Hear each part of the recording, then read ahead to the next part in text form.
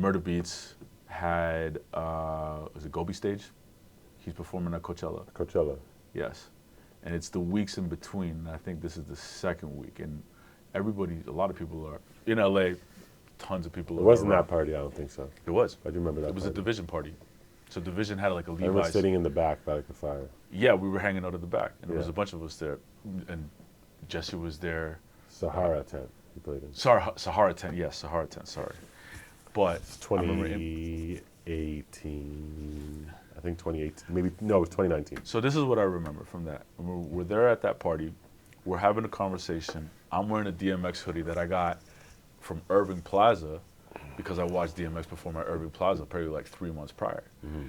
And then we're talking and you're like, yo, it'd be dope if I got DMX to, like, wouldn't it be crazy if I got DMX to come out to a Murda Beatz show? Because I'm trying to think of who am I going to bring out special guests As for a special weekend guest. Yeah, exactly. And then I look at you and I'm like, let's look at the, let's see what his routing is. So you too. And immediately. you were Jesse are like, if anyone can do it, Cory, it's you. Yeah, exactly. Yeah. One of us said it. I don't remember who it was. It was like, if anybody could do it, it's going to be you. Yeah. But I remember pulling out the routing, and it was like, oh, he's not. He's like somewhere else at this point. I'm like, yeah, that's California. Like, just put him in a helicopter. Like, get him over here immediately. This is what I remember. You do one of these, you're like, okay. You walk away, and then you grab Kai and 2 other people. You guys huddle, and 2 minutes later, you guys leave the party. You just basically say to me, you're like, I gotta go make some phone calls. I actually walked around the party and to Looking get for your people. introduced to, and just to look for someone who knew, like to ask Oh, is that what you someone did? who knew. And I found this guy who was like Lil Wayne's agent, That's crazy. who was able to, who put me on the phone that night. I was blowing him up that night, and then I think like that night or like the next morning, put him on the phone with like DMX's manager. Yeah. So I think it was like someone at that party. At that party? I was just asking people. I just seen you disappear. Yeah, And so I disappeared within the party. Yeah. To ask people like, who knows, blah, blah, blah, and then I got connected to someone who said they knew DMX's manager and connected and put me on it, got their number and like, all right, let's go. And then I just kept working the phones at home and you figured it out. You texted me 3 days later. You're like, I got him.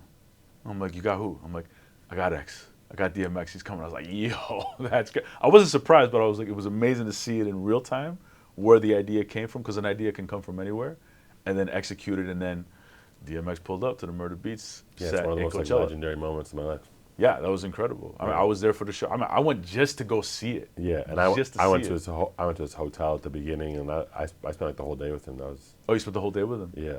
That's dope. Well, like up until the Yeah. set, because like normally I'd be with Murda the whole time, but here it was like get him to the Greek, like get DMX from his hotel Yeah. into the car to the festival. To like we literally walked Building backstage the relationship. while he's getting. I have a video. It's like slow motion. Like I just want to give it to you. It's like me and Yeah, DMX send it like to me, walking send it to into me. like the backstage, and it's like right before, I think like minutes before Murda goes on. And it's like I'm gonna do like 1 or 2 songs, and Murda's like, we're gonna do 3, and DMX hadn't performed on a big stage like that in like over a decade. And you A would very, very long And you time. don't like. It's not guaranteed that people are gonna go crazy, because it's X is from late '90s, early 2000s. So this is a younger crowd. This is 20 years later, 15 years later. But as soon as Murda drops Rough Riders Anthem, I think that was the song he came out to. I Place think goes. it was X Gonna Give It To You. Was it? It was either X Gonna Give It To You or maybe. Either whichever one it was. All these kids who are maybe like 20, 25, like who were like 4 when these records came out, place lights up. And the Goes old people- crazy. But this is what actually happened. We didn't have like the greatest time. It was like 4 or 5 p.m., whatever. But it was like No, you didn't. Yeah. in between sets. Yeah. So a lot of people are like roaming around. Like there was just a couple big things, and there's a couple big things coming up. People are like roaming around. It's daytime. So I think there's like 30,000 people at the tent. So It's that's packed. 20,000, 30,000. Slam. Yeah. When DMX came out, everyone from all over hearing yeah. this started rushing towards me. I remember I was at front of house watching, so the very back Yeah. of the crowd, and it's just like swarms coming in. Yeah, And yeah. It was epic. It was crazy. We had Place went X. crazy when he did Up in Here. Yeah. place went like that was it. Just completely shut it down. That was the moment. Yeah. I feel like that was a really special moment at Coachella there. Yeah. Yeah, man. And you're a part of that. I mean, just by wearing a hoodie. No, but it was wearing the hoodie, the idea. Yeah. But then I'm like, nah, it's not possible. And then almost like, then you'd be like, bro, like, we can make it happen. And Jesse, I remember Jesse sitting beside me. Yeah. Shout out Jesse Reyes saying, if anyone can do it, it's you. Yeah. And I was like, it was almost I gotta like, do it. you dare me? Like, You just get there. It felt like a dare. Like yeah. I now had to do it. You gotta say I can do it. I gotta do it. Yeah. And that like, it's funny enough because not too long ago, now that informs me for the Busta Rhymes thing that we just did, and I would come to realize this is what happens. Basically, Scratch Bassett, I'm managing Scratch Bassett. Been managing for a couple of months. He has this crazy ante-up routine. He does it at the Junos, which Juno's after party. Well, it wasn't a Juno's after party. It was our after party, but it was during the Juno weekend, and we just like killed it, and had everybody there. And Scratch does this amazing routine. Everybody goes off the next morning. You're seeing people. It was in Nova Scotia, and I'm seeing people in the next morning. Like everybody's flying back to Toronto, basically, and people are just like, they didn't get any sleep because the party. We went to like 3 in the morning. Like it was a crazy party. And we had all the Canadian artists there. Like Nelly Furtado was on stage. Bambi was DJing. Scratch. We had a bunch of artists performing. Anyways, he does this moment and it goes off. Cardi's there because Cardi and Scratch are hosting this night, and it's called Last Call. So like everybody's going to their own respective parties, UMG and this dinner for Sony, but then everybody kind of connects at this party. That shit goes off. About a month later, I see that you're now managing Busta. And I'm like, oh shit, that's crazy. There's a barbecue coming up that Bassett does. He does these barbecues during the summertime, Bassett's barbecue. He's got one in New York City. Busta Rhymes lives in New York City. So immediately then I'm just calling, I hit you. I'm like, Cory, I got this idea. I'm like, you managing Busta now? And you're like, we're figuring it out. And then eventually you get to a point where now you're really working with him. I'm like, yo, I want you to take a look at this.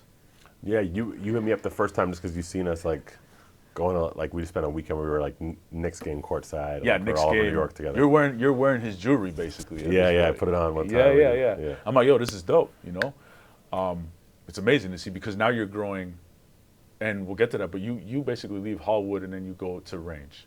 I leave Hallwood because I know that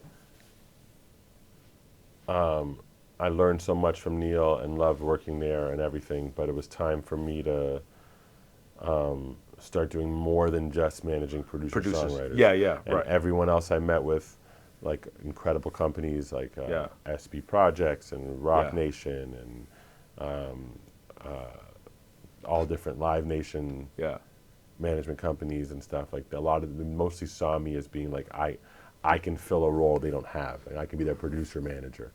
I wanted to do. You wanted more than that. And Tyler had, around the time I joined Hallwood, Tyler joined Range, and we always said we wanted to work together. We met on that first tour with Party, and then when he was starting to manage Party, when Party became like the biggest thing in the world, I was living with Party, and we had a long road of friendship together. And what I loved about Range is quite literally the name Range. It was an opportunity for me to have partners, which I'd never had in my life, right, and build with people from who have different experiences. Rather than it felt like a lot of at Hallwood, it was like me training people. Yeah. Me like teaching, me leading, which I liked, but I wanted, and I had opportunities that people wanted to invest in me too. And any of these Live Nation things, I would have run my own shop. Yeah. But I felt like I wasn't done learning. I wanted to still learn from other people. I wanted to have partners. I wanted to have infrastructure so I could sign at a high level. Yeah. And also, I'm a kid from Canada. I grew up watching Entourage, dreaming of living in LA one day. Sure. I want to make movies. Yeah. Like I didn't have any experience or knowledge of the music industry. That's funny. Murda just happened to make beats. All of us from Toronto watch Entourage and are like, who wanted to get entertainment. It's cold in the like, winter. that's what it's like, eh? Murda and Is it Canadian to me? Watch Entourage again now, and you'll relate to a lot of it. For sure. Yeah. I've seen a couple of episodes, and I'm like, no, it's very different now being in the industry. Yeah. Like you can relate to it a lot more. Yeah, for sure. But I liked the opportunity to, like an executive grad school, like to like learn from the biggest and best in artist management, in TV film, in production, in business development, in sports, and everything. And like now, It's constantly growing. now I can meet digital influencer. I can meet a dope chef. I can meet a skateboarder. I can meet anyone, and I can work with them, and I can partner with them. And Range is just, I've never seen another company like it, and it's really a place built for like, it's like a dream factory for like executives like myself who want to do anything and like don't want to be put in a box, and for artists who want to do more than just one thing.